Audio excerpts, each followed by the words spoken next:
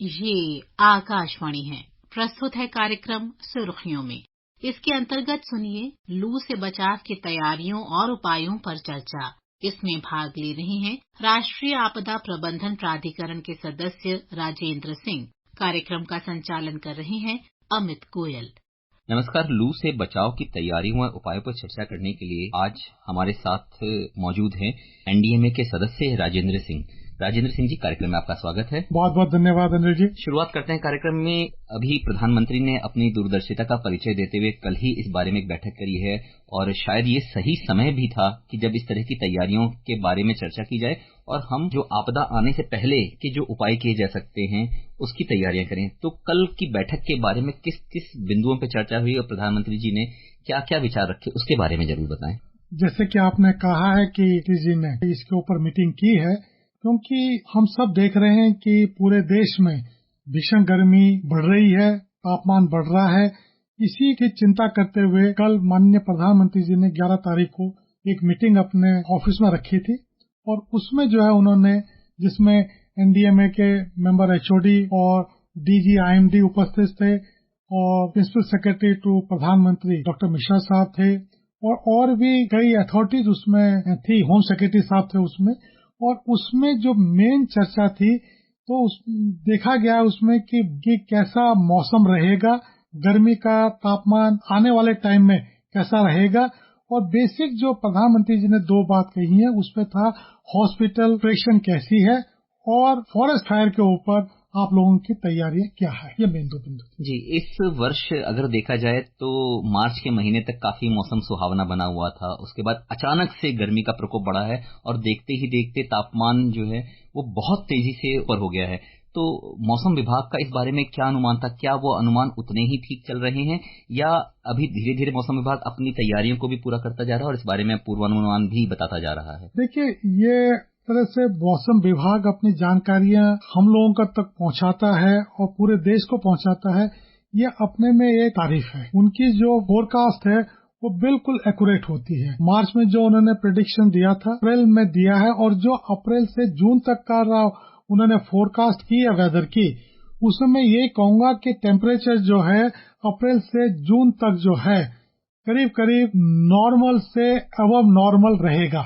इसमें अगर मैं कहूं कि जो हीट वेव की जो ड्यूरेशन है वो 8 से 20 दिन के बीच में रहेगी, जबकि नॉर्मल अगर हम देखते हैं 1993 से लेकर 2023 तक का अगर हम देखते हैं उसमें है कि नॉर्मल हीट वेव जो ड्यूरेशन है वो 4 से 6 दिन था।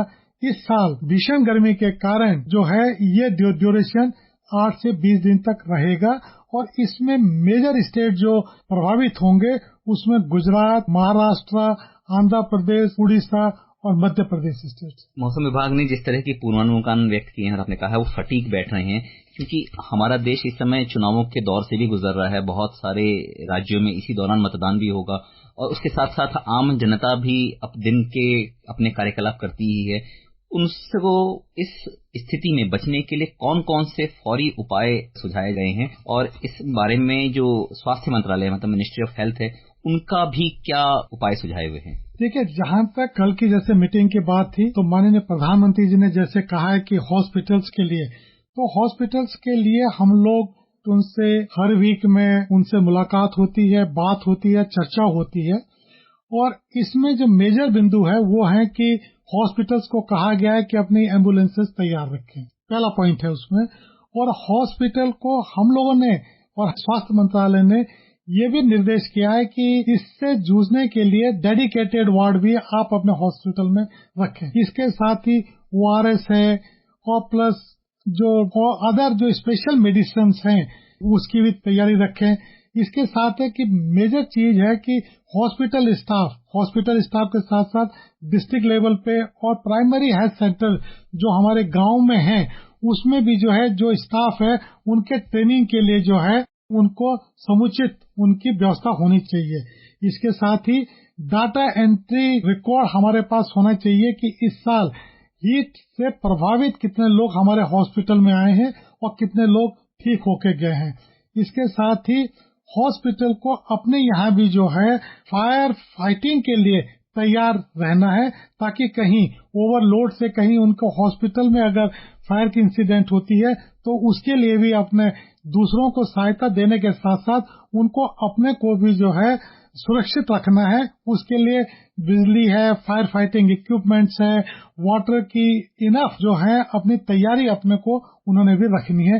ये ज्यादा मेन बिंदु हमारे हैं। जैसे एनडीएमए यानी राष्ट्रीय आपदा प्रबंधन, इतना बड़ी भूमिका आप मानते हैं इन सब चीज में, और सारी चीजों का समन्वय किस तरीके से एनडीएमए कर पा रहा है? हमारी मेन भूमिका है कि हम सारे स्टेट के साथ और सारे मिनिस्ट्रीज के साथ कोऑर्डिनेट करते हैं। करने का मतलब है कि हम पूरे स्टेट्स को साथ में लेके उनसे बात करते हैं, चर्चा करते हैं और उनकी प्रिपरेशन, उनकी तैयारियां कितनी है, माकूल तैयारियां हैं उनके कि नहीं, उसके ऊपर भी चर्चा करते हैं। गाइडलाइन जो हमने इशू की है हीट वेव के ऊपर, उसके लिए 23 स्टेट्स में खुशी की बात यह है कि 23 राज्यों ने अपने हीट एक्शन प्लान बना रखे हैं। 200 डिस्ट्रिक्ट्स और सिटीज ने अपने हीट एक्शन प्लान बना लिए हैं, और जिन्होंने पहले प्लान बना रखे थे, ऐसे भी जिले हैं, सिटीज हैं जिन्होंने लास्ट ईयर अपने प्लान बनाए थे, लेकिन उन्होंने अपने हीट प्लान को, हीट एक्शन प्लान को जो है अपडेट किया है। ये भी जो है हमें करना है।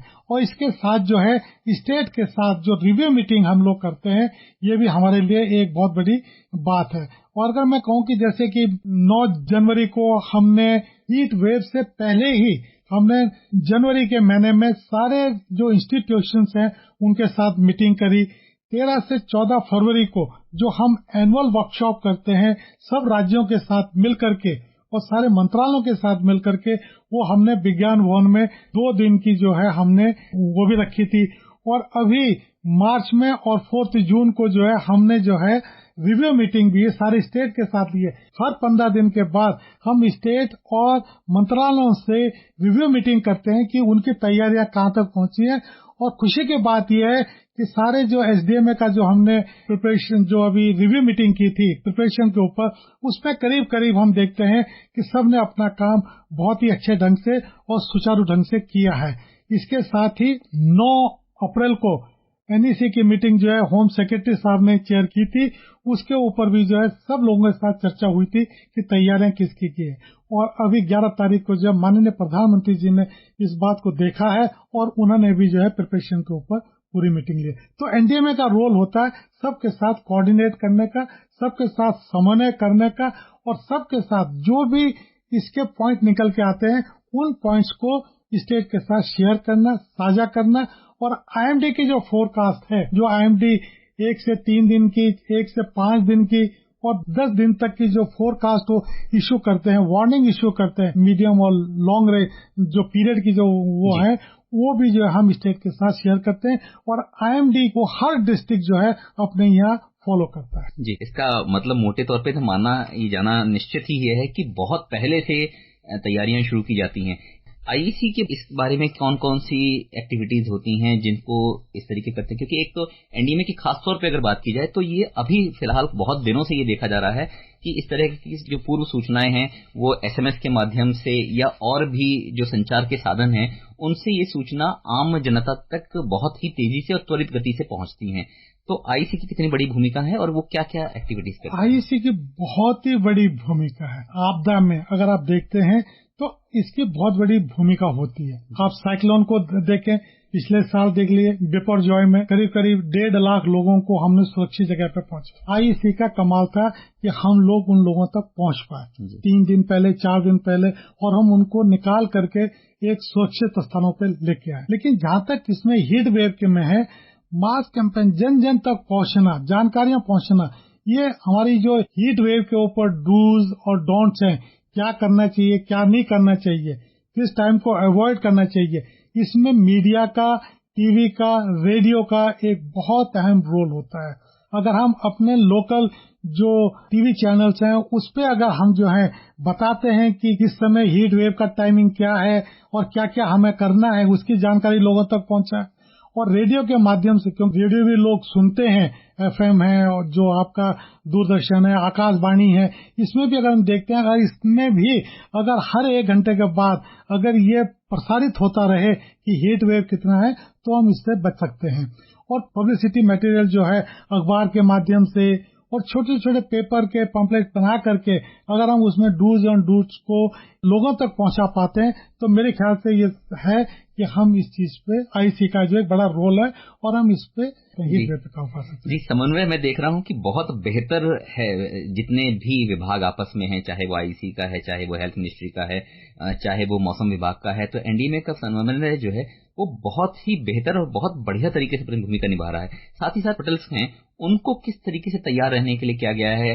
जैसा कि आपने थोड़ी देर पहले बताया कि हॉस्पिटल को साथ के साथ ये भी निर्देश दिए गए हैं कि वो दूसरों की सेवा के लिए तैयार रहने के साथ साथ अपने बचाव के भी फौरी उपाय पे भी ध्यान दें। तो अस्पतालों को इसके अलावा कौन से विशेष निर्देश इस तरीके समय में दिए गए? देखिए, वो एक तो हॉस्पिटल सेफ्टी गाइडलाइन हमने बना के दी है उनको, लेकिन हॉस्पिटल स्वास्थ्य मंत्रालय खुद इस पे जो है उन्होंने एक विस्तृत जो है गाइडलाइन इशू की है, जिसमें हॉस्पिटलों की सेफ्टी के लिए है, उनके जो फायर एक्सटिंग्विशर्स हैं उनका पीरियोडिक चेक जो है होना चाहिए, और प्लस वाटर की कि अगर इनकेस, क्योंकि पिछले साल अगर आपने देखा होगा 2-3 हॉस्पिटलों में भयंकर आग की घटनाएं हुई थी, उस चीज को ध्यान में रखते हुए हमें ये करनी है कि पानी की अधिक से अधिक सुविधा जो है हॉस्पिटल में हो, और जो आईसीयू जो इस तरह के वार्ड होते हैं उसमें स्पेशल सुविधाएं हो, और कम से कम जो फायर को डिटेक्ट करते हैं उस तरह के इक्विपमेंट अगर हमारे हॉस्पिटलों में लगे हों तो उससे भी जो है हॉस्पिटल को हमने कहा है कि उसकी भी तैयारियां रखें। साथ ही कुछ दवाइयां या जैसे ओआरएस के घोल हैं, इस तरीके की चीजें ये तो प्राइमरी हेल्थ सेंटर को भी तैयार करना है। ओआरएस का घोल अपने पास रखें और अपना पानी की व्यवस्था रखें, आइस पैक अपने पास रखें, कूल रूम अपने पास रखें। प्लस अगर किसी के क्रैम्प्स वगैरह अगर इस दौरान आते हैं तो उसके लिए जो स्वास्थ्य मंत्रालय ने मेडिसिन दी है उसकी भी प्रचुर मात्रा में लोगों ने अपने पास रखे हुए हैं। इसके साथ ही साथ जैसे इस मौसम में एक चीज और होती कि जो जंगलों में भी त्वरित आग लगने की बहुत सारी घटनाएं हुई हैं, अभी भी कुछ पहाड़ों के इलाकों में इस तरह की घटनाएं सुनने में आई हैं। इस पे रोकथाम करने के लिए भी एनडीएम ने क्या सुझाव दिए हैं या किस तरह से इसका ध्यान रख रहा है? जो फॉरेस्ट फायर वाला है उसको एनडीएम में हम अपने यहाँ से भी मॉनिटर करते हैं, सैटेलाइट से मॉनिटर होते हैं ये, और सारे राज्यों में जो करीब 8-10 राज्य हैं जिसमें फॉरेस्ट फायर की ज्यादा प्रॉब्लम्स है, उनकी अभी जो है एक होती है छोटी आग की घटना, मध्यम आग की घटना और बड़ी आग की घटना। तो हमारा जो मेन फोकस है कि बड़ी जो ये बीच वाली छोटी वाली जो आग की घटना है इसको पहले ही काबू किया जाए ताकि वो बढ़ ना पाए और बढ़ करके वो बड़ी आग न बने। उसके लिए हम लोग मॉनिटर कर रहे हैं, सारे एसडीएम में फॉरेस्ट डिपार्टमेंट उनके लोगों को तैयारी की हुई है, उनको ट्रेनिंग दी हुई है, और इसके ऊपर जितने भी अभी तक फॉरेस्ट फायर की घटनाएं हमारे नॉलेज में आई है उसमें कोई ऐसी घटना अभी तक नहीं है कि जिसमें हम कह सकें कि ये मेजर फॉरेस्ट फायर है।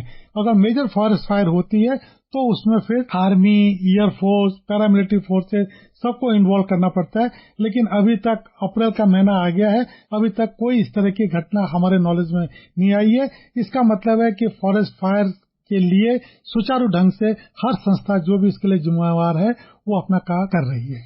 एनडीएमए कितना अब अपने आप को सक्षम मानता है कि इस तरह की चुनौतियों का वो बिल्कुल पूरी तरीके से इस पे नियंत्रण कर पा रहा है और सभी जो महत्वपूर्ण उपाय थे वो कर पा रहा है आपकी नजर में? अमित जी देखिए, तीयां रोज नहीं आ रही हैं। पहले हम सोचते थे, अगर हम 99 की बात करें, एक पारादीप में साइक्लोन आया था जिसमें करीब 12,000 लोगों ने जाने गंवाई हैं, और आज हम कह सकते हैं 99 से अभी तक पिछले 24 साल में हम लोगों ने 2015 से लेकर के अभी तक बिपरजॉय, अम्पन और ताउते आए हैं, नए नए यास आए हैं, नए नए तूफान आए हैं, लेकिन अगर लॉस ऑफ लाइफ अगर देखते हैं तो कहीं 0 है, कहीं सिंगल डिजिट पे हम लोग आ रखे हैं।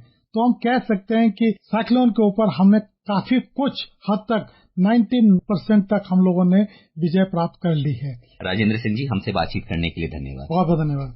अभी आप सुन रहे थे लू से बचाव की तैयारियों और उपायों पर चर्चा। इसमें भाग ले रहे थे राष्ट्रीय आपदा प्रबंधन प्राधिकरण के सदस्य राजेंद्र सिंह। कार्यक्रम का संचालन कर रहे थे अमित गोयल। ये कार्यक्रम आकाशवाणी के समाचार सेवा प्रभाग द्वारा प्रस्तुत किया गया। इसे आप हमारे mobile app news on AIR और YouTube channel news on AIR official पर भी सुन सकते हैं।